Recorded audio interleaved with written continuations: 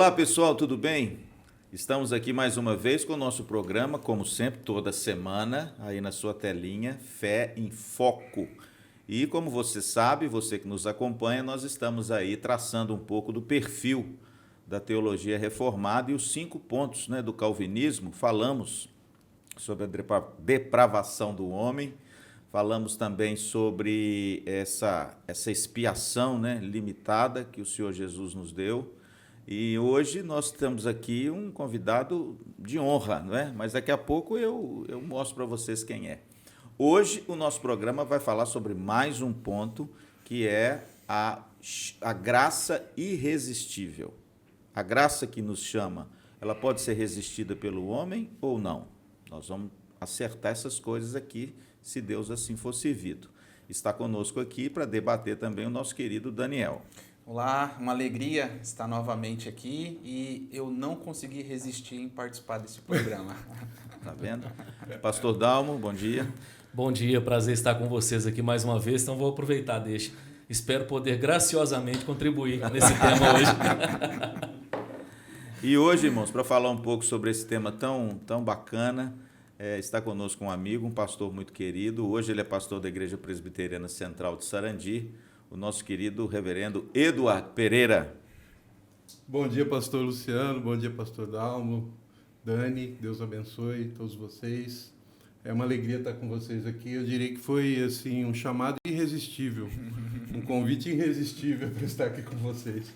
Obrigado pelo convite, tá? Prazer é nosso, meu pastor. Sempre uma alegria ter o senhor, viu? Sempre uma alegria. Lá na Igreja Presbiteriana Central de Sarandi, um ponto lá maravilhoso para você, ó, que mora nas redondezas lá, participar com os amados irmãos de lá. Bom, seguinte, para iniciar esse programa, eu me lembrei, viu, meninos, e vocês que estão em casa, de um texto da Palavra de Deus que é, assim, muito impactante, né? Pelo menos para mim, e eu acho que para você também, que é o chamado de Mateus, ou Levi, por Jesus. Se você me der a liberdade, eu queria ler, porque é apenas um trechinho. Ele diz assim: partindo Jesus dali, viu um homem chamado Mateus, sentado na coletoria, e lhe disse: segue-me. E o texto conclui: ele se levantou e o seguiu. Esse texto está lá em Mateus, capítulo 9, versículo 9. Que coisa extraordinária. Jesus passa numa coletoria, vê o coletor de impostos, diz a ele uma palavra: segue-me. E o texto diz que ele se levantou e o seguiu. Pastor Edward, isso é graça irresistível ou é outra coisa? É graça irresistível, sem dúvida nenhuma. Quando nós somos chamados aqueles que o Senhor escolheu, nós já ouvimos inclusive sobre esse tema aqui, né? Antes da fundação do mundo, pelos quais Cristo morreu, eles são chamados de maneira eficaz e eles graciosamente são atraídos a Cristo. Isso é graça irresistível, né? Ou graça infalível, né? Uma graça que talvez seja um tema que mais adentra a nossa realidade, assim, onde a gente é convencido dos nossos próprios pecados. Eu creio que todo mundo lembra aqui da conversão, né? Do momento da conversão, do momento em que o Espírito Santo de Deus nos convenceu dos nossos próprios pecados e nós fomos regenerados, fomos transformados e seguimos a Jesus, conhecemos a Cristo, entregamos nossas vidas a Cristo. É uma graça irresistível, realmente, infalível, não tem como resistir. É isso aí. E pastor Dalmo, essa graça irresistível, então, que o pastor Ed explicou, ela tem um conceito? Sim. A gente sabe que conceito é bom, né? Sim. Interessante que um dos livros que nós citamos aqui nos programas passados, e ao final, de repente, a gente pode mencioná-lo novamente, fala sobre os 5 pontos do calvinismo. O autor ele faz algo bem didático. Ele começa falando de graça antes de mostrar que a graça é irresistível, explicando o que é o conceito de graça. E eu achei bonito porque ele destaca algumas coisas, até mesmo além do que a maioria das pessoas tendem a pensar. O que ele fala sobre a graça? Que a graça tem muito mais a ver com esse conceito acerca do próprio Deus, do ser de Deus, do atributo de Deus. E ele mostra, por exemplo, que o primeiro conceito de graça é beleza. Ele vai citar o Salmo 27, verso 4, que diz assim: uma coisa peço ao Senhor e a buscarei, que eu possa morar na casa do Senhor todos os dias da minha vida, para contemplar a beleza do Senhor e meditar no seu templo. Então a gente às vezes até usa para alguém que é bonito, por exemplo, a gente fala que pessoa graciosa, porque o primeiro conceito de graça tem a ver com beleza. Aí ele vai mostrar que o segundo conceito de graça, ele vai destacar a ideia de favor imerecido, que é o conceito talvez mais conhecido no meio cristão. A ideia de favor, quando você oferece um favor a alguém, isso é visto como graça. Mas ele vai destacar também, finalmente, a ideia de um poder que opera nas nossas vidas, nos capacitando a ser o que Deus projetou para que nós fôssemos. É interessante que ele diz com essas palavras, eu termino aqui essa primeira conceituação de graça. Essa graça divina é a graça que opera. Essa mercê de Deus com que ele agracia seu povo reflete a beleza que é poder. Ela molda e forma seu povo de acordo com seu desígnio. Lembre-se do que o apóstolo Paulo disse em 1 Coríntios 15:10. Mas pela graça de Deus sou o que sou. Olha que bonito. Então ele diz que a graça que também molda a nossa vida. Então ela não só revela a beleza de Deus, ela não apenas apresenta um favor de Deus, mas ela também tem o poder de moldar a nossa vida. Então esse talvez seja o conceito mais amplo de graça para a gente começar a entender por que nós falamos de uma graça irresistível. Se a gente minimiza o conceito de graça, a gente vai ter dificuldade de compreender essa graça como uma graça irresistível. Mas essa palavra, Dani, irresistível, graça irresistível, ela tem a ver muito com os eleitos, né? Exato. A graça irresistível é aquela graça em que o Espírito Santo nunca falha em trazer os eleitos de Deus ao conhecimento de Cristo, da sua palavra e da salvação. Então, essa questão do Espírito Santo trazer a fé, os eleitos, está dentro desse conceito de graça irresistível. E outra coisa, Dani, essa palavra irresistível significa que quando Deus chama, por exemplo, Jesus passou na coletoria e chamou Mateus, segue-me. Significa que teve um poder, assim, um raio caiu do céu e Mateus ficou assim, tomado por alguma coisa e ele foi assim obrigado a ir porque Jesus chamou. Irresistível tem a ver com isso? É importante a gente destacar isso porque às vezes as pessoas elas têm uma ideia que a graça irresistível é Deus arrastando a pessoa, né? Como se fôssemos robô ou não tivéssemos vontade, né? Nesse sentido, quando nós falamos de graça irresistível, é que o ser humano ele não consegue resistir ao chamado de Deus, né? E é tão bonito porque os pontos que a gente está destacando aqui, os 5 pontos do calvinismo, e só abrindo um parênteses, não é toda a teologia reformada, né? Ela entra dentro do âmbito da soteriologia, que é a doutrina da salvação, eles vêm se conectando. Então, a gente falou lá no começo que o homem, pela sua situação do pecado, ele está corrompido, ele está morto. Então, há um resgate de Deus no eleito, aqueles que Deus elegeu antes da fundação do mundo, Deus vai lá e traz eles, dando vida, e aí dando vida, nessa eleição, Deus dá a condição da salvação, que é a expiação de Cristo. Cristo vem e morre eficazmente por essas pessoas, e não só morre, mas aí entra a graça. Ele atrai essas pessoas que ele morreu, né? Por quem ele morreu, nós falamos isso no programa passado. Então, nesse sentido, a graça ela é irresistível, porque quando nós ouvimos a palavra de Deus, que é o meio pela qual Deus alcança os eleitos, não há como resistir a esse chamado.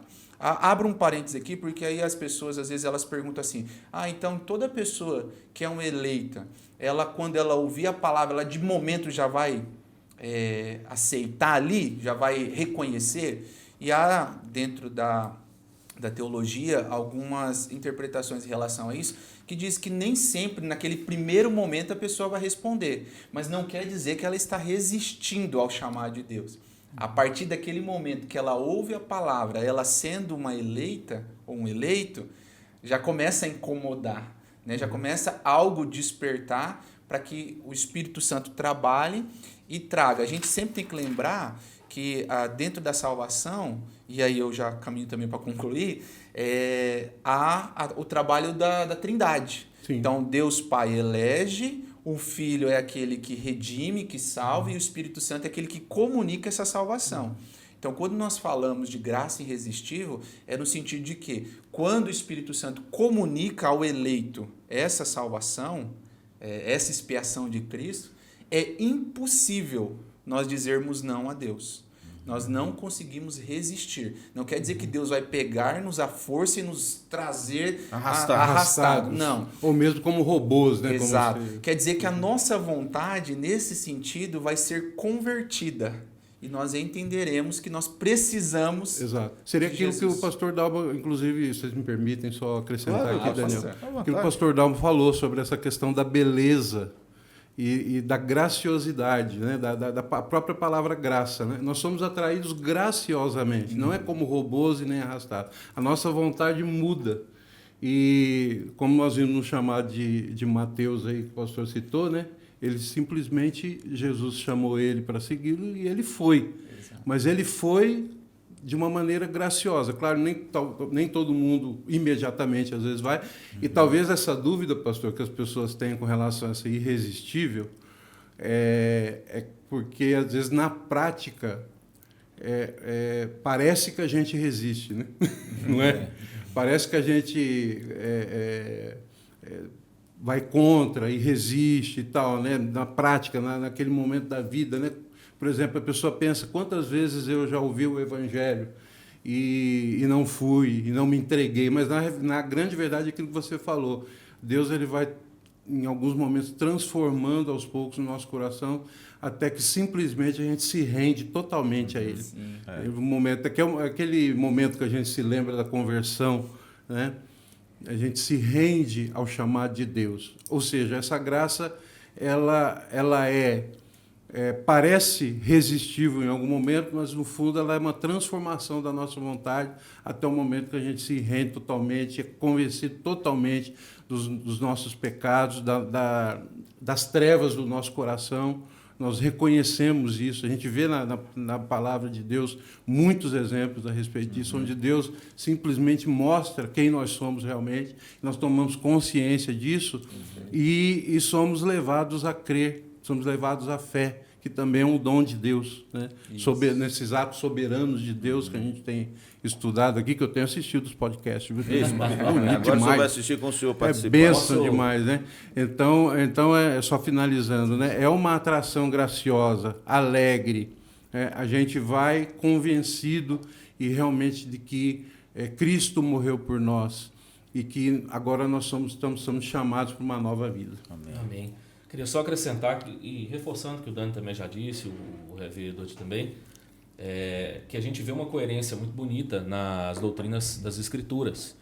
E o que está acontecendo aqui hoje é o quarto programa, quinto, na verdade, falamos da soberania de Deus, mas o quarto ponto, né, do calvinismo nós estamos tratando, e a relação que eles têm uns com os outros é muito bonita.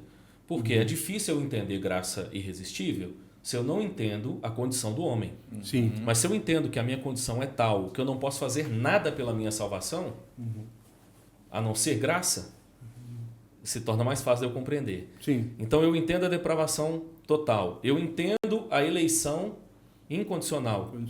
Que Deus é quem elege. Se eu entendo essa doutrina, ok, então o plano de Deus não pode ser frustrado. Não pode falhar. Se eu caminho então para a expiação definida, Jesus morreu especificamente pelos eleitos. Como ele não vai ter poder de salvar esses eleitos que ele mesmo chamou e morreu por eles? Então a graça irresistível ela é, de certa forma, uma resposta lógica. Mas antes de ser lógica, ela é bíblica, ela é doutrinária. E eu acho que as metáforas, às vezes, elas empobrecem na teologia, mas infelizmente esse é um dos recursos que a gente precisa usar muitas vezes. Mas eu diria que, entendendo então essa somatória desses 4 pontos, talvez uma metáfora que ajudaria a entender é mais ou menos a seguinte: nós somos um moribundo, morador de rua, que não tem com que se alimentar. Tudo que a gente deseja é um pedaço de pão. E de repente, alguém nos oferece esse pão graciosamente. Esse pão para nós é irresistível.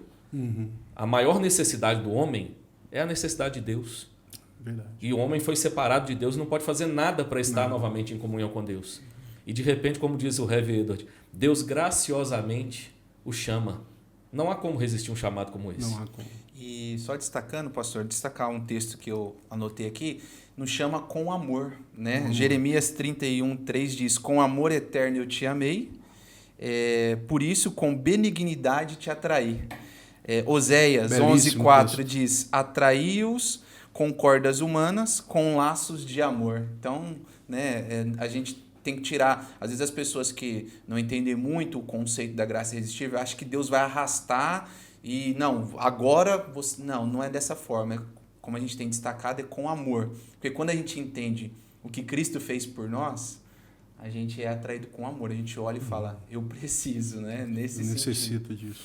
Nós já citamos aqui algumas passagens, né, que falam sobre essa graça, o chamado de Mateus, o Velho Testamento, que inclusive o chamado de Deus no Velho Testamento também é graça, e todos aqueles que ele chamou foram a ele. Existe, pastor Dalmo, uma passagem assim que fica claro essa questão da graça ser irresistível ou eficaz, ou seja, produz o efeito a qual ela deseja? Sim, até aproveitando para pontuar que talvez a grande discussão sobre a graça vem por conta das outras doutrinas que surgiram, que no nosso caso nós entendemos que fugiram das Escrituras de maneira mais herética, Pelágio, que, como nós falamos aqui desde o início, há uma visão sobre o próprio pecado completamente diferente daquilo que a Escritura revela, e depois o arminianismo. Então, o que acontece? O arminianismo fala, ele defende que a graça é oferecida a todos, Sim. mas que ela só é efetiva na vida daqueles que respondem ao Evangelho. E olhando para essa perspectiva, não é o que a Bíblia diz. A gente vai ver, por exemplo, a Bíblia falando de graça em Efésios 2:8, porque pela graça sois salvos mediante a fé, e isto não vem de vós, é dom de Deus. Mas olha o que Paulo ainda vai dizer também lá em Romanos 5:15. Todavia não é assim o dom gratuito como a ofensa, porque se pela ofensa de um só morreram muitos, muito mais a graça de Deus e o dom pela graça de um só homem, Jesus Cristo, foram abundantes sobre muitos. Então ele está destacando aqui que essa graça não é universal. Então a gente tem vários outros textos que são belíssimos, como a gente tem citado aqui, e para mim, em Atos, nós vamos encontrar passagens que são muito claras nessa direção. Por exemplo, nós vamos ouvir sobre a conversão de Lídia. Lá em Atos, a Bíblia vai dizer o seguinte, Atos 16:14. Certa mulher chamada Lídia, da cidade de Tiatira, vendedora de púrpura, temente a Deus, nos escutava. O Senhor lhe abriu o coração para atender às coisas que Paulo dizia. Então, esse ato de abrir o coração é essa graça irresistível. Atos 13:48 ainda vai dar mais ênfase a isso. Os gentios, ouvindo isto, regozijavam-se e glorificavam a palavra do Senhor. E creram todos os que haviam sido destinados para a vida eterna. A eleição está sendo efetiva e a graça, então, está sendo aplicada. É a maneira como nós encontramos a coerência dessas doutrinas. Muito claro, revelando né? essa graça muito claro, irresistível de Deus. Pastor, só a gente fazer um parênteses aqui. Quando a gente fala dos 5 pontos do calvinismo, os 5 pontos do calvinismo, para os irmãos que estão nos acompanhando, na verdade é uma resposta a 5 pontos do arminianismo. Isso. Então, na verdade, o que nós estamos trazendo foi uma resposta que surgiu em decorrência de uma controvérsia que houve na igreja, né, na igreja holandesa, reformada, onde as pessoas que eram ali discípulos, vamos colocar assim entre aspas, alunos, né, de Jacó Armínio, trouxeram 5 pontos contestando as bases da salvação. Né? Aí eu vou só destacar aqui só para os irmãos entenderem. O primeiro ponto era a eleição baseada em uma fé prevista, que aí foi que a gente falou que a nossa eleição é incondicional, não é condicional, não há uma condição no homem. Isso. A segunda é a universalidade da expiação de Cristo, ou seja, eles diziam que Jesus morreu por todos. E aí, nesse aspecto, eles abrem a morte de Cristo como uma possibilidade e não como salvação. E nós cremos que não, que a expiação foi definida, foi para aqueles que Jesus quis morrer, né? E esses crerão. E esses crerão. O terceiro era o livre-arbítrio, que aí a gente contrastou com a depravação total. O homem não tem arbítrio, ele não tem escolha, né, do bem ou do mal. A vontade dele sempre vai estar caída para o mal. O quarto ponto, que é o que a gente está debatendo hoje aqui, é a resistência da graça, Então, para os arminianos, eles acreditam que o homem ele pode dizer não a Deus, e aí vários textos, depois a gente pode até elencar esses textos que nos mostram que não há essa possibilidade. E o quinto ponto que eles trouxeram foi a possibilidade de perder a salvação. E que também, né, no próximo programa a gente vai falar disso. Então, o que nós estamos trazendo aqui para você que está tendo contato com as doutrinas da graça é uma resposta a esses 5 pontos. E nisso a gente vê que a graça de Deus ela é irresistível porque é o próprio Deus criador de todas as coisas que nos atrai, né? Então, só para abrir esse ponto aí para a gente deixar para as pessoas, né? É bom a gente saber, né? Pastor, só um minutinho. Deixa eu só... O Dani falou um negócio aqui que eu acho muito interessante. Às vezes você está nos ouvindo em casa e está dizendo assim, mas como essa graça irresistível ou chamado eficaz, que tem alguns autores que usam como sinônimo, como então essa graça alcança o coração do eleito? O Dani falou aqui anteriormente, e eu queria que a gente enfocasse um pouco sobre isso, pastor. Como eu posso saber se essa graça me alcançou e qual é o meio que essa graça me alcança? Como eu posso responder a essa graça? Existe algum meio que Deus pré-ordenou para que essa graça seja eficaz no meu coração? E qual é esse meio? Eu creio que o pastor esteja falando a respeito da fé salvadora, né? Que é mediante a fé. O dom é de Deus mediante a fé. Então, o ser humano ele responde a essa graça com a fé. Obviamente que houve a regeneração do Espírito Santo, né? O Espírito Santo é quem age, né? Ele é o agente, né? Da Trindade nesse sentido, trazendo essa regeneração. E nós respondemos com a fé e, obviamente, que inicia-se aquele processo de santificação e a transformação da nossa vida, né? Então, eu creio que o meio pelo qual nós respondemos é pela fé. E, pastor Dalmo, qual é, então, o meio pelo qual o homem responde? Então, eu acho bonito né, o pastor, ele foi na primeira questão, vamos dizer assim, né, a fé como veículo da graça, né? Isso. Deus, ele derrama a fé, a graça por meio da fé, e a Bíblia vai dizer que a fé também é uma dádiva divina. A fé salvadora. A fé salvadora. Mas aí o que a Bíblia vai dizer? Que é necessário que a palavra seja pregada e crida. Sim, sim. Né? Então, nós não estamos dizendo que essa eleição anula a necessidade, por exemplo, da pregação da palavra, sem dúvida. Nós entendemos que o meio pelo qual Deus chama é através do anúncio do Evangelho. E o que é o Evangelho? O anúncio de que o homem é pecador, a depravação total. Mas o anúncio também de que Deus ele escolheu livremente salvar pecadores. Então, é através da pregação do Evangelho, da pregação de Jesus Cristo, que nós somos alcançados e redimidos pela graça de Deus. Romanos 10 diz que a fé vem pelo ouvir, Exatamente. e ouvir a palavra de Deus. Palavra de Deus. Então, se a gente entendeu bem, Dani, essa graça irresistível, ela acontece no tempo, na história, através da pregação da palavra. É isso? Isso mesmo. Ou seja, o eleito, num determinado período, tempo da história, ele será alcançado. Perfeito. Mas aí que vem a minha pergunta.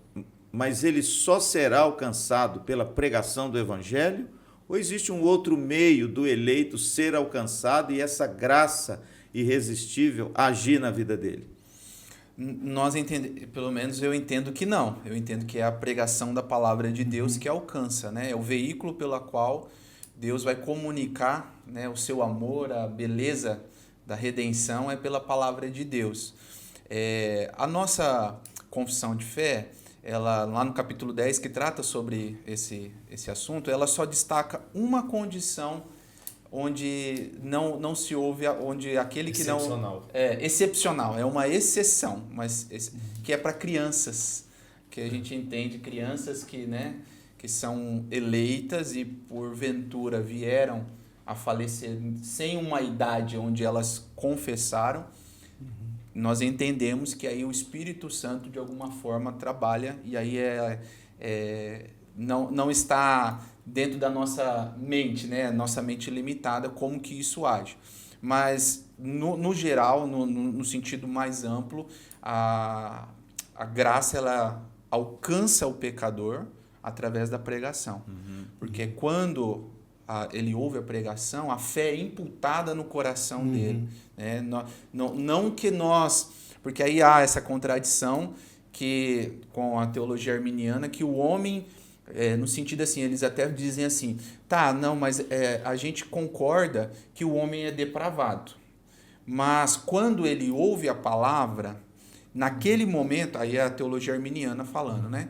Naquele momento, quando ele ouve a palavra, há uma graça preveniente que possibilita o homem, com seu livre-arbítrio, responder ao chamado de Deus.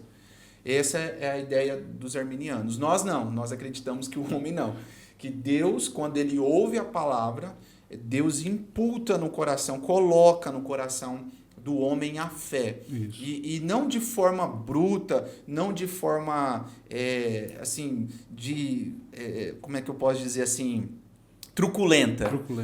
Pelo contrário, com amor, ao ponto de converter, e aí a gente fala, né, convergir, a gente está indo para uma direção, a gente converge para outra direção, e aí a nossa vontade é mudada a ponto de entendermos o que Deus fez por nós através de Cristo Jesus. Né? Paulo vai falar isso em Efésios 1, ali, todo aquele texto bonito que ele nos atraiu, que ele nos chamou. Né? Romanos 8 também fala, né?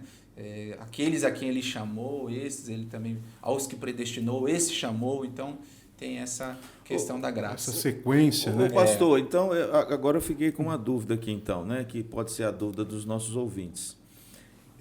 Quer dizer que se a pessoa não recebeu a palavra de Deus, isso quer dizer então que ela não tem escapatória? Se ela não recebeu a palavra de Deus, se a palavra de Deus é o meio pelo qual Deus chama os seus eleitos, isso para nós é claro nas Escrituras. Paulo fala isso em Romanos, Paulo fala isso em Coríntios, Paulo fala isso nas cartas pastorais, né? Mediante a pregação do Evangelho é que Deus chama os seus eleitos. Mas e se a pessoa não ouvir o Evangelho, então isso significa que ela não é eleita e não será salva? O meio pelo qual nós acabamos de asseverar aqui, né, de afirmar, é a palavra de Deus. Mas Deus, ele dentro dos seus meios ordinários, né, digamos assim, dentro da sua soberania, ele pode fazer chegar a palavra até os seus eleitos. Né? Ele faz isso, né, pela sua graça, ele faz com que, inclusive, isso é um incentivo a gente pregar o Evangelho, né? A Missões, o texto que vocês, inclusive, citaram, né? Ele pergunta assim, mas como ouvirão se não há quem pregue? Como pregarão se não forem enviados? Como pregarão se não forem enviados? Por isso que nós fazemos missões, apesar de saber, né, e ter a certeza da soberania de Deus, de que os decretos de Deus vão se cumprir, mas ele ordenou o meio da pregação da palavra de Deus.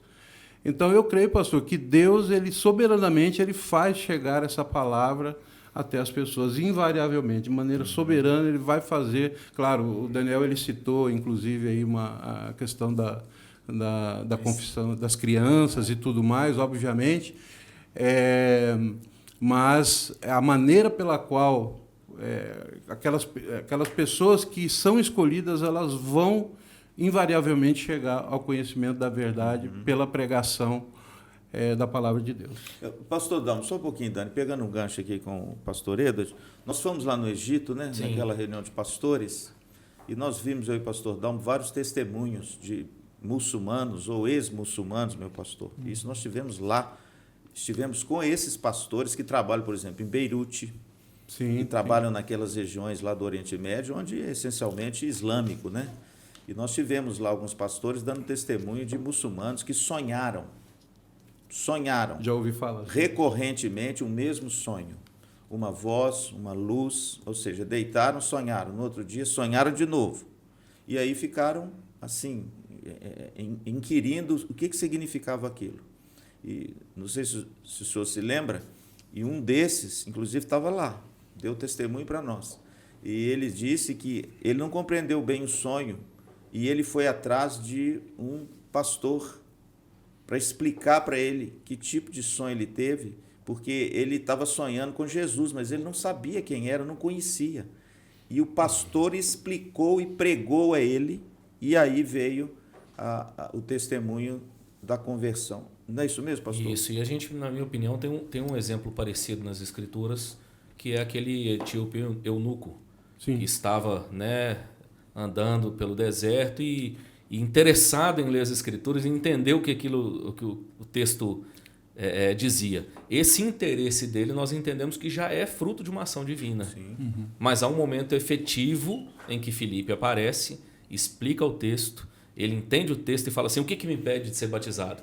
Essas experiências que nós vimos lá no Egito, que tem acontecido, na verdade, em todo o Oriente Médio, em várias regiões ali da Ásia, na verdade, elas apontam para essa realidade de pessoas que tiveram uma experiência, mas, via de regra, o que elas fazem? Por exemplo, eu lembro de um outro jovem, não sei se é outro ou se é esse que você está mencionando, que ele fala que viu uma luz de madrugada entrar no quarto dele em sonho, e ele tinha convicção que essa luz era o Deus cristão. E o que ele fez? Eu preciso conhecer o Deus cristão. Pegou a Bíblia e começou a ler. E na medida em que ele começou a ler e não entender as Escrituras, ele procura a igreja. E ele então vai frequentar a igreja presbiteriana do Cairo. O eunuco, inclusive, ele diz isso a Filipe, né? Desculpa interromper o senhor. O eunuco... Como é que eu vou entender como é que eu vou entender se ninguém me explica? Né? Ele até, tipo assim, ele clama por uma explicação. Sim. E nós temos até um ponto, na minha opinião, aqui importante para exemplificar o que nós estamos falando. Por que alguns sonham e outros não? Por que alguns experimentam isso que o eunuco experimentou e outros não? Na verdade, só ressalta a graça irresistível. Pegando o gancho do que o Daniel usou aqui também, mencionando o arminianismo, eu vou aproveitar para deixar mais uma metáfora, como eu já expliquei, dizendo que às vezes elas empobrecem, mas nos ajudam a entender muitas vezes. Eu diria que a proposta, a maneira como o arminianismo interpreta as Escrituras, a graça de Deus, é como se você oferecesse uma bengala ou uma muleta para um defunto, para que você pudesse auxiliá-lo a andar. Você entrega para o defunto uma bengala, uma muleta e fala assim, agora você tem chance de andar. Na verdade, se ele não for tornado ou trazido à vida de volta, ele não vai andar. A graça não é uma muleta.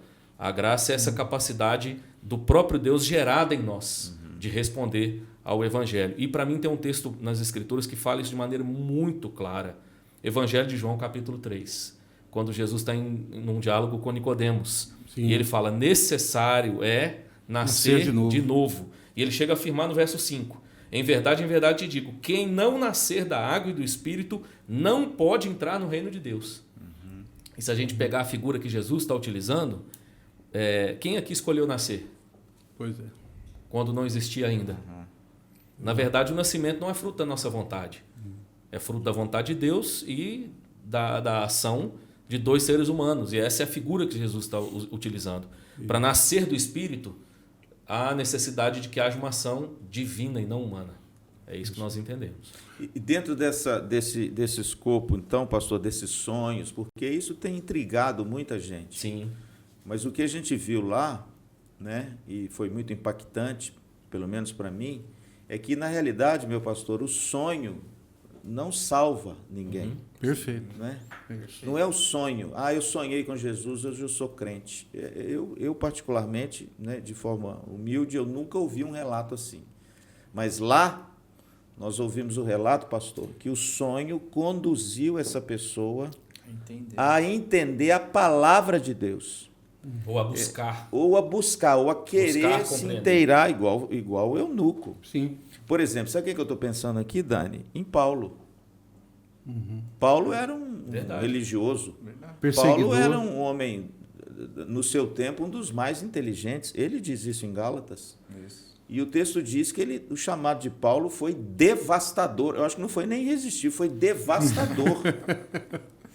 Porque quando Deus chama Paulo, Deus transforma aquele homem assim de uma maneira onde ele mesmo se sente constrangido, dizendo assim, olha, eu era o maior dos pecadores, mas pela graça de Deus eu sou o que sou. Sim. Então, Dani, essa pregação, essa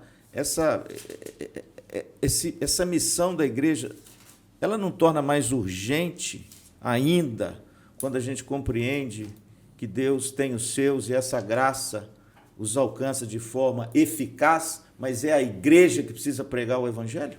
Perfeito, pastor. E aí a gente até já combate aí uma falácia contra os calvinistas, né? Ou a teologia reformada, muitos dizem assim que por conta da forma de nós crermos, nós não evangelizamos. E pelo contrário, é totalmente o contrário. Por nós crermos dessa forma, é aí que nós queremos evangelizar mais e pregar mais, porque o resultado é 100% garantido, porque eficaz. Deus é eficaz. Porque a hora que nós pregarmos, até eu que vim de um outro contexto, tinha aquela de pregar e falar assim, quantas almas você ganhou para Jesus hoje? Né? Na questão do apelo ali, não que a gente está dizendo que apelo, mas nesse sentido tinha essa muita ideia de que se uma pessoa se converteu, 2 pessoas, ou nossa, eu ganhei tantas almas. E aí fica sobre a responsabilidade do homem essa conversão. E para nós não. Nesse sentido, nós entendemos que como Deus tem os seus eleitos e nós não sabemos quem são, eu até digo lá na IBD, os eleitos não vêm com a tarja na testa. Mas qual que é o nosso papel? Pregar. Sim. E ao ponto de que quando nós pregarmos a palavra de Deus de fato, essa palavra vai penetrar, como diz a palavra, como uma espada, né, no coração do eleito. E ao ouvir o chamado de Deus, ele não vai conseguir resistir. Pelo fato de que Deus está chamando ele, né? Até o pastor falou, a gente estava falando dos meios. Deixa eu destacar aqui também, lembrei aqui, eu estava até estudando o capítulo 10 das Confissões, diz assim, que fala sobre isso, fala, todos aqueles que Deus destinou para a vida, e só esses, é ele servido no tempo, por ele determinado e aceito, chamar eficazmente pela sua palavra e pelo Espírito Santo, tirando-os por Jesus Cristo daquele estado de pecado e morte, aí tem, né? Mas é o que a gente estava falando, é pelo meio da palavra de Deus. Então, é urgente, a pregação é urgente. Nós temos que pregar em todo momento, em todas as circunstâncias, por quê?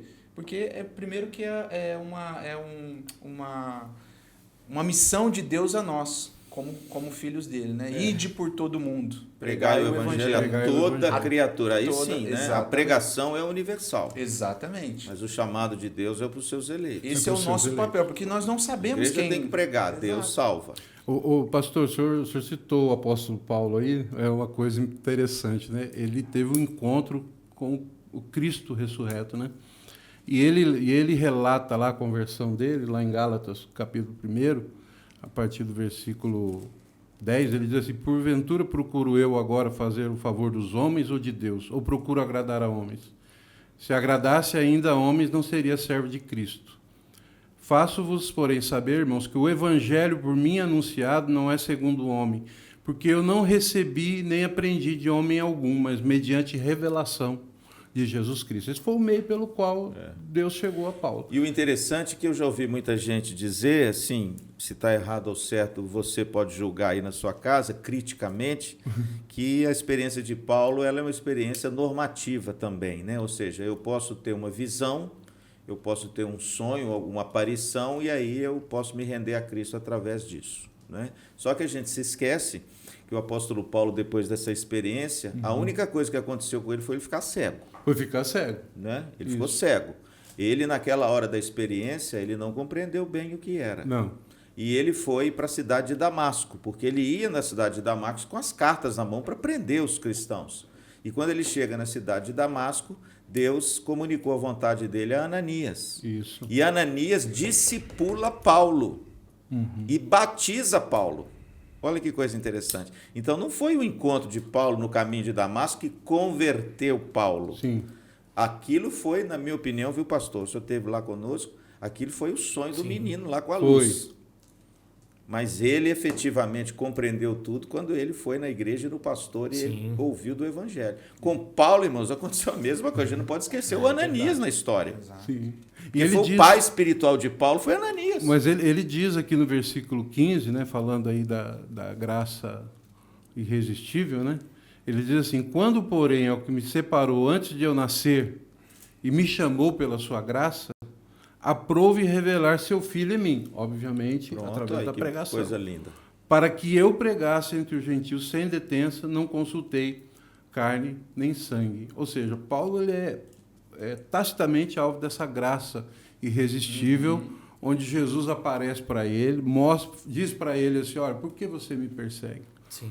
né? Então, obviamente, que ele também tem esse convencimento, né, do próprio pecado, mas a pregação vai chegar até ele através da diadanismo, que o pastor falou, no discipulado, mas ele é alvo dessa graça irresistível.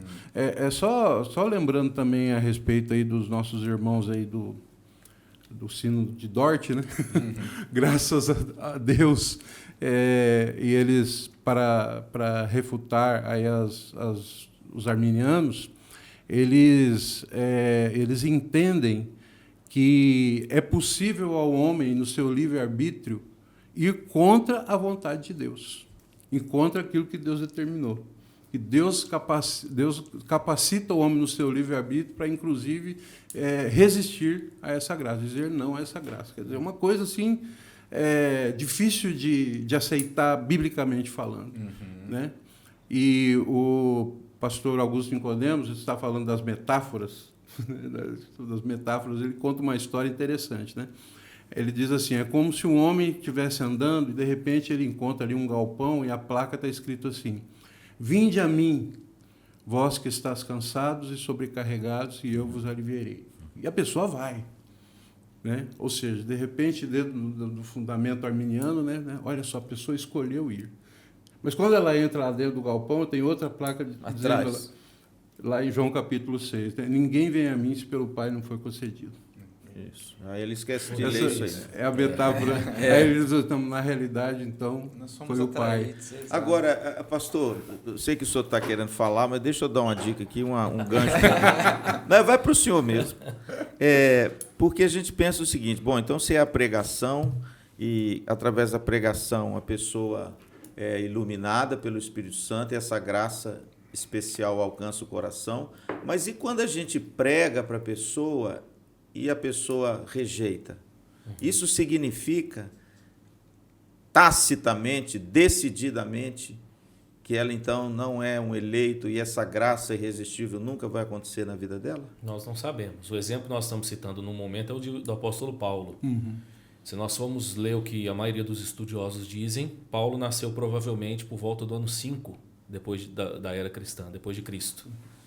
A ideia é que Paulo tinha em torno de talvez ali 11 anos no máximo de diferença de Cristo. Foram contemporâneos. Foi contemporâneo. Sim. Era um fariseu de fariseu. Sim. Ou seja, há muita probabilidade que Paulo estivesse, inclusive, entre os fariseus que foram confrontados por Jesus nas suas mensagens. Sim. Às vezes a gente olha para o Evangelho de Jesus confrontando os fariseus e entende que todos os fariseus se perderam. Jesus ele frontalmente confrontou os fariseus e não houve mais nenhuma oportunidade de salvação. A beleza da graça do Evangelho é que Deus salva os seus eleitos e não há restrição para que Deus salve. Nicodemos é um exemplo. E quando a gente vai chegar em Atos, lá, se eu não me engano, em Atos 6, vai dizer que muitos sacerdotes abraçaram a fé. Isso. Olha que bonito. E o próprio Paulo. Então há um momento em que o coração de Paulo ainda está resistente. Mas nós entendemos que até mesmo esse momento de resistência faz parte do processo do trabalhar de Deus na vida de um indivíduo. Nós entendemos que isso faz parte do processo.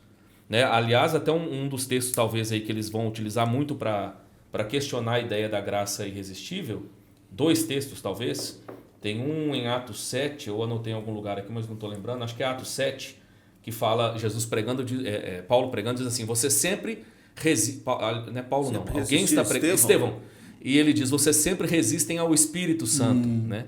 Então, primeira coisa, o texto não está dizendo que resiste à graça, está dizendo que resiste ao Espírito, né? A primeira questão.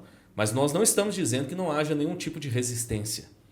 Nós entendemos que há certa medida de resistência. Na prática, existe. Sim. Mas tudo isso faz parte do processo de Deus, até o momento em que o próprio Deus, num ato final de manifestação da sua graça, traz à existência a sua recriação na vida de alguém. E é o que Paulo vai dizer lá em Efésios capítulo 2, verso 10. Ele diz assim, pois somos feitura dele, criados em Cristo Jesus para boas obras, as quais Deus de antemão preparou para que andássemos nela. Por que não dizer que Paulo está aqui ecoando João 3? Necessário é nascer de novo. E Paulo está dizendo, nós nascemos, nós somos criados em Cristo. É bonito ouvir isso, né? E eu estou pensando aqui, meu pastor, Sim. A resistência, na realidade, ela faz parte da natureza caída do homem natural. Perfeito. O homem, normalmente, ele faz o quê quando ele ouve a palavra de Deus? Resiste. Ele resiste.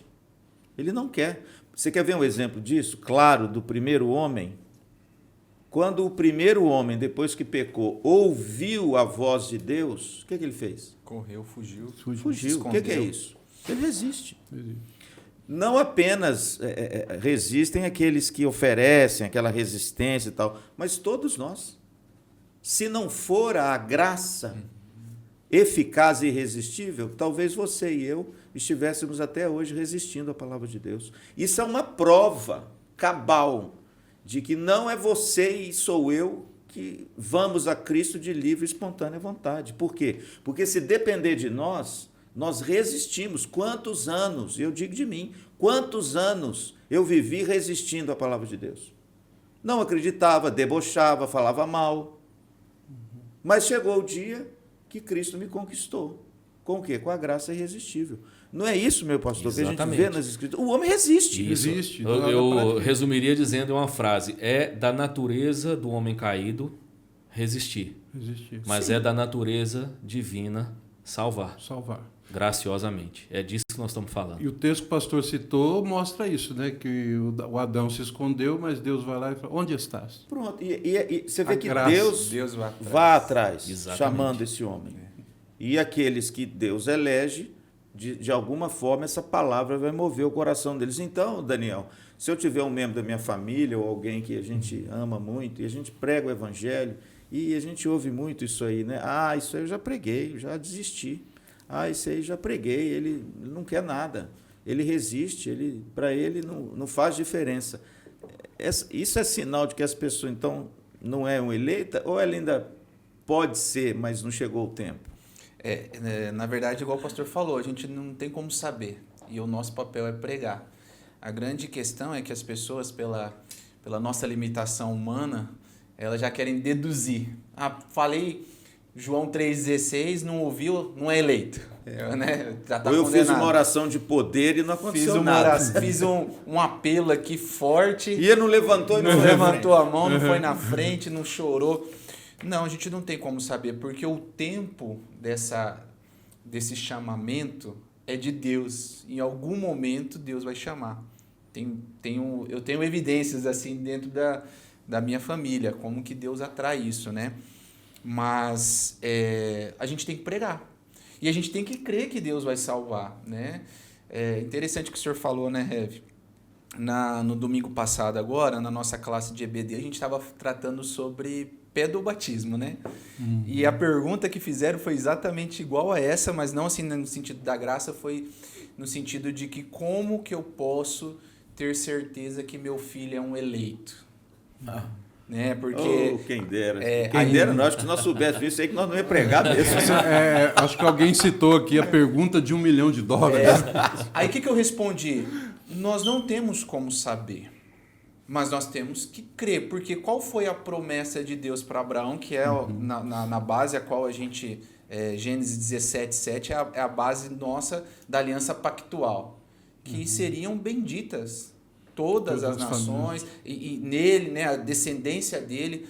Então eu falei, não tem como saber qual que é o nosso papel, qual que é o meu papel, até falei, qual que é o meu papel em relação a Helena, minha filha de 40 dias? É ensinar a palavra, é pregar a palavra, é crer que Deus também a elegeu, porque Deus tem uma promessa sobre a minha vida e a vida dos pais dela. Mas assim, como eu vou saber? Eu não sei, mas eu tenho que crer que Deus também tem um chamado para ela. E aí, qual que é o nosso papel? Qual que é o meu papel? Pregar. Então, o nosso papel é pregar. Agora, quem vai ir lá buscar, chamar, atrair, vai ser Deus. No momento dele, na hora dele, no tempo dele, né, pastor, meu pastor? Posso dar um exemplo de um gigante da fé? Sim. De como ele resistiu, e ele menciona isso, escreve, para mim, uma das poesias mais bonitas que a gente tem da história da igreja. É um diário, na verdade, que ele chamou de Confissões. Agostinho de Hipona, conhecido também como Santo Agostinho. Eu acho essa parte da confissão muito bonita. Ele diz assim: tarde te amei, ó beleza tão antiga e tão nova. Tarde te amei. Estavas dentro de mim e eu estava fora. E aí te procurava. Estavas comigo e eu não estava contigo. Mas tu me chamaste, clamaste e rompestes a minha surdez. Brilhaste, resplandeceste e curaste a minha cegueira. Coisa linda, hein? Coisa linda. Agostinho demais, né? Meu Deus. É isso aí, meu pastor. Transformou Então, em canções até. então, deixa eu dizer, então, há esperança ainda, meu pastor? A esperança. Para essa pessoa que se mantém rebelde? A esperança, e eu creio que a gente nunca deve deixar de pregar. Talvez exista um momento, pastor, que a gente deva afastar-se de abraçar, como diz a palavra de Deus lá em Eclesiastes capítulo 3, né, diz que há tempo para todas as coisas. No sentido prático, na nossa convivência, às vezes há um momento em que você simplesmente se afasta para só amar. Eu creio que o amor dedicado, o testemunho na sua vida a essas pessoas que resistem ao Evangelho, e obviamente que isso aconteceu conosco também, Sim. A gente resistia, mas a gente prestava atenção nas pessoas. Então, talvez exista um momento em que você não fale, mas fale através das suas atitudes, do seu testemunho e principalmente do amor. Mas eu creio que a gente nunca deva deixar de proclamar o Evangelho de alguma forma, aproveitando todas as oportunidades, porque Deus pode usar a nossa pregação para chamar, e usa a pregação, e pode ser a nossa pregação, para chamar eficazmente essas pessoas. E eu diria até ter uma situação familiar em que tem uma pessoa na minha família que ela tem um problema de saúde mental e ela esquece das coisas, né, claramente. Eu prego o Evangelho todos os dias. Eu procuro falar de Jesus todos os dias, assim, é uma linguagem Sim, mas sempre do exagero, Sim. mas eu constantemente, regularmente, procuro testemunhar e pregar e falar a respeito de Jesus. Porque eu creio que mesmo no meio de uma situação, de uma situação mental, de uma situação de doença, a pessoa ela pode vir à fé. E aquilo que ela ouve todos os dias. E Deus pode fazer com que ela, em algum momento, ela se renda totalmente a Cristo, mesmo no meio disso. Então, eu creio que isso é um exemplo assim específico, mas que nós devemos realmente atender a mensagem, ao chamar a mensagem do Evangelho, a pregar a mensagem do Evangelho a todos. Porque nós cremos que Deus vai chamar os seus escolhidos. Amém. Ele tem muito dos eleitos nessa cidade, como ele falou para Paulo. Paulo em Coríntios. Bom, gente, nós estamos, infelizmente, né, você vê que o nosso programa, apesar do tempo ser um bom tempo, mas não é um tempo que a gente pode, né, discorrer com mais liberdade. E a gente já está chegando ao final do nosso programa. E eu só queria deixar a última reflexão, meu pastor, antes da gente terminar, é o seguinte. Como a graça de Deus, então, a gente entender esse conceito, entender que foi Cristo quem nos chamou mediante a pregação do Evangelho, que se Ele não fizesse isso, nós resistiríamos sempre. O que esse conceito e essa bênção exuberante de Deus em nós gera no nosso coração agora para uma vida cristã? Qual é o efeito da graça irresistível para o nosso testemunho e para a vida cristã? O que isso tem que gerar, meu pastor, no coração do crente? Eu diria que o primeiro e mais importante resultado da graça irresistível, da crença, da convicção a respeito disso, vai caminhar para o próximo ponto que nós vamos terminar a nossa série, que é a garantia da salvação. Eu estava ouvindo aqui, me lembrando de Romanos 8 e me perguntando, porque os arminianos é que apresentam essa ideia de uma graça resistível. Como eles devem interpretar Romanos 8 ali, a partir do verso 32, quando Paulo diz que quem nos separará do amor de Cristo? Eu acho que eles leem esse texto fazendo um acréscimo. Eles põem um exceto a vontade humana. Mas não é o que Paulo diz. Paulo diz que nada pode nos separar. E nada é absolutamente nada na passagem. Ele vai citar diversos exemplos. Então eu diria, pastor, que a primeira questão, pelo menos assim que me salta aos olhos, é a percepção da garantia da salvação. E eu diria que se a graça fosse resistível, já não haveria mais garantia de salvação. Pastor, posso também complementar? Eu trouxe aqui, né?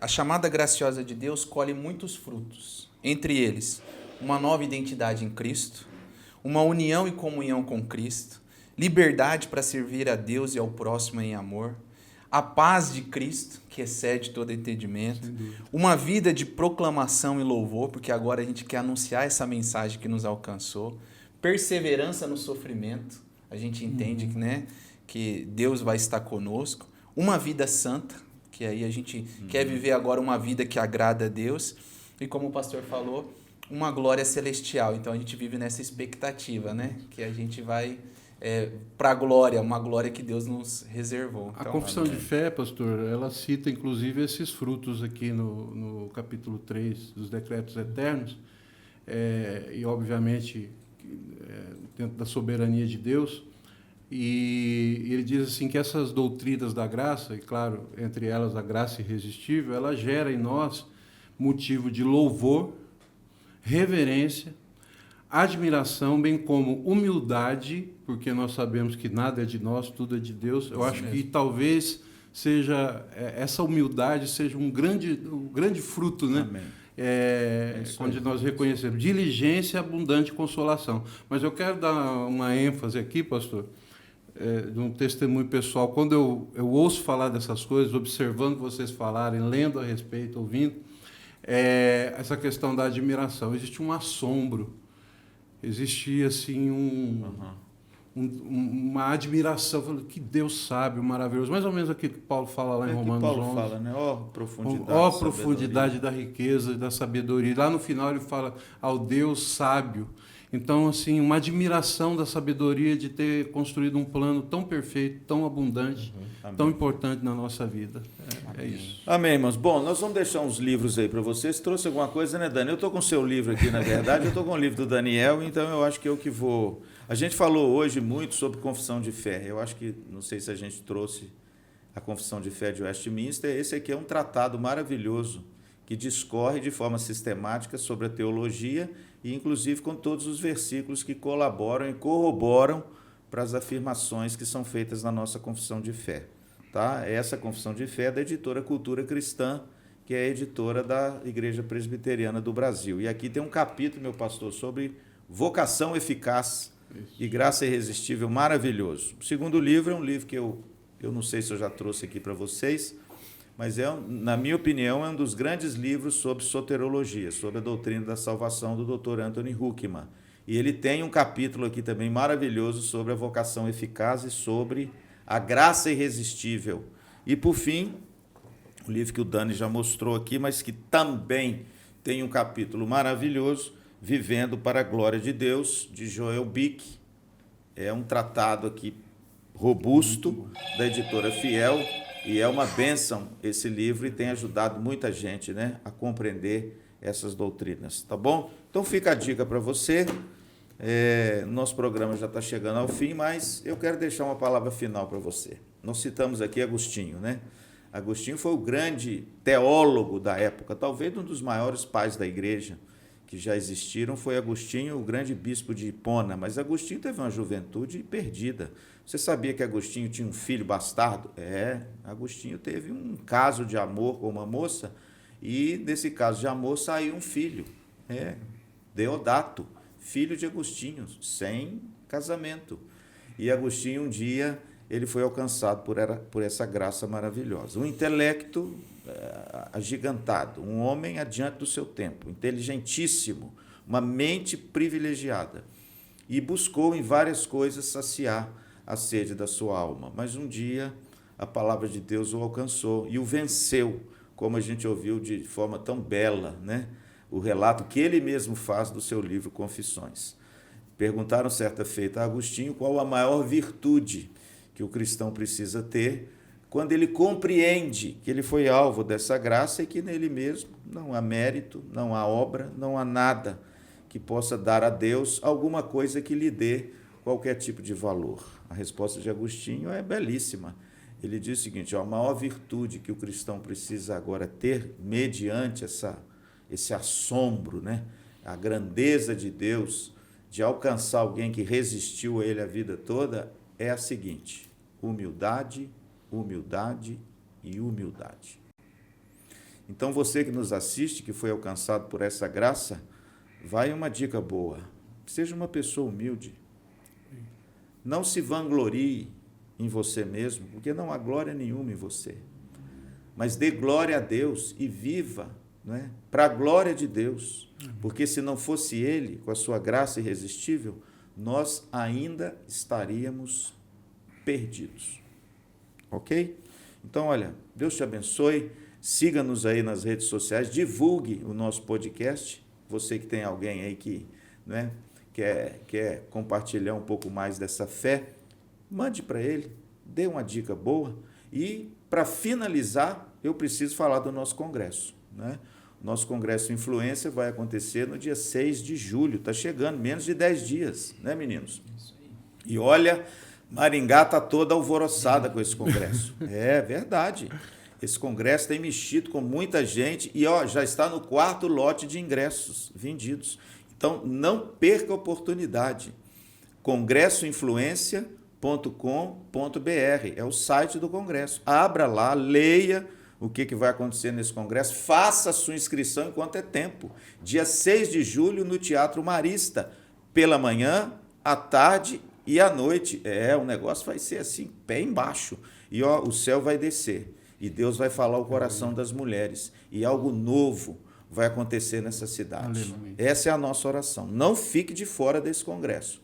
E a gente te espera lá, ok?